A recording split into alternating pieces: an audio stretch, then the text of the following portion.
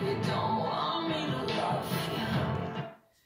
Hey guys, so I figured I'd hop on and do the next episode of Memoirs of the Redheaded Hairdresser.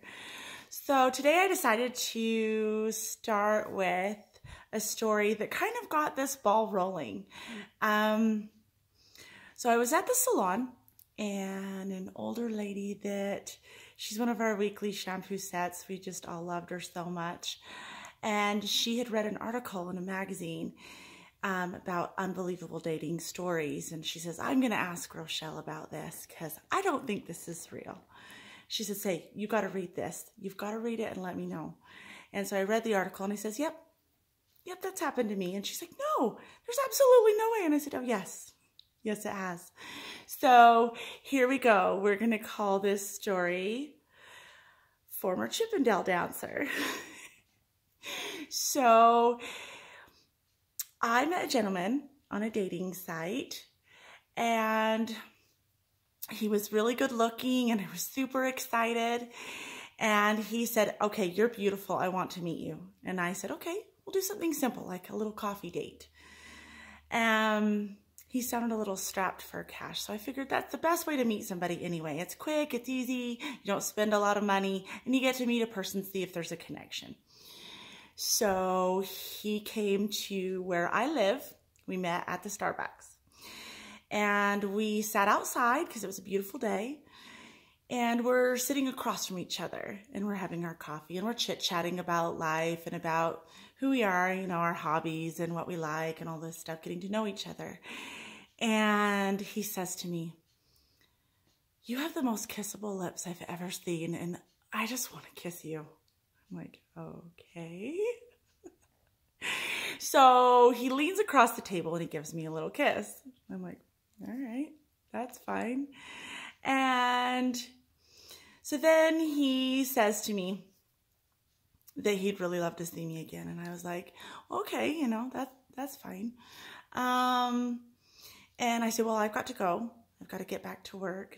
So I start walking to my car and he follows me. So I figure, you know, that's no big deal, right? He's being a nice guy and walking me to my car. And he gets in my car. He's in the passenger seat and I say, excuse me, what do you think you're doing? And he says, well, I just don't want you to leave yet. And I says, but I have to go to work. I told you I have to go to work. He says, well, you've just got me so excited right now. Can we do more? And I says, I don't know what you think's gonna happen here. I need to go to work. So it was nice meeting you. And he's like, well, how about if I just play with myself and you can watch? Are you serious? Like, what in the world? I'm like, get out of my car. So he gets out of my car and I leave. I'm so disgusted. And you would think that the story ends there. But no, it doesn't. So about 6 months later, the gentleman reaches out to me on Facebook because he had found me and he said, I'd like to apologize for the way I acted last time I saw you. I haven't been able to stop thinking about you and I'd really like another chance. And I said, I'm a little leery about you. I don't know. And he said, I promise I'll be on my best behavior. Please, please, please give me another chance. And I said, all right, well, I'm headed into the city today. So if you want to meet at a Starbucks, we can grab another coffee, but you better behave. So I meet him at a Starbucks and he says to me, you know, it was really great seeing you. I'm so glad you came. And we have pleasant conversation. And I'm like, okay, maybe he was just having a bad day last time, or maybe he realizes where my boundaries are. So I thank him for the coffee and the pleasant conversation. And I walk to my car. And yet again, he follows me to my car.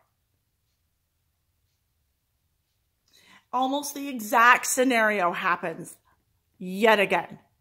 I'm like, have you got to be kidding me? Like, what is this guy's problem? So I'm like, okay, that's it. I am done. I'm done. I'm done talking to this guy. Absolutely not. I will not talk to him again. So probably, I don't know the timeline exactly, but probably about another 6 months later, I'm at the grocery store where I live, and he's stocking shelves. He doesn't live here. And he notices me and he's like, hi. And I'm like, what are you doing here? And he says, oh, so I'm working for this new company, and we basically go into grocery stores and rearrange things differently so it's more appealing to the store and their sales go up. And I'm like, oh, okay. And he's like, but you know what? I would like to take my break. How are you? How are things? And I'm just chit-chatting with him for a minute at the grocery store. I think, no harm done, right? So he meets me over in like the area where they have the hot foods, and we chit chat for a minute, and he tells me how he's on the cover of this new book, and his friend wrote this book, and he's so honored that he gets to be the cover of this book, and he's so excited. And I'm like, good for you. That's awesome. And I'm like, well, it was nice seeing you, and I leave. So several months later, he hits me up again on Facebook Messenger, I do believe. And he's like, hey, I'd like to take you out sometime. And I says, yeah, I don't think that's a very good idea. And he goes, why? And I says, past experiences have told me that we should just be friends. And he says, what, you mean that like thing that happened in your car that one time? And I'm like, you mean twice? And he said, oh my gosh, you're going to hold that against me forever? And I'm like, well, that's why I think we should just be friends, because, I'm not going for a third time's a charm kind of a thing. Because it's that old scenario, right? First time, shame on you. Second time, shame on me. So let's not go for a third strike. Just saying. And he's like, oh my gosh, I cannot believe you're acting like this. And I'm like, well, goodbye then. So it's kind of funny in this world where we think that our behavior is okay. I don't know if it's because he used to be a chippendale or because he's good looking, but the idea that he had the thought that he should be able to expose himself to me and that I would be okay with it and that it was going to turn into more from there. Does this actually work for people? I don't understand.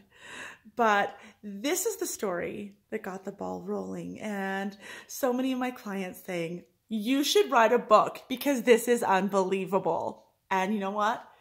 This story, had you not heard it, you'd think, no, that would never happen. But yeah, yes, it did.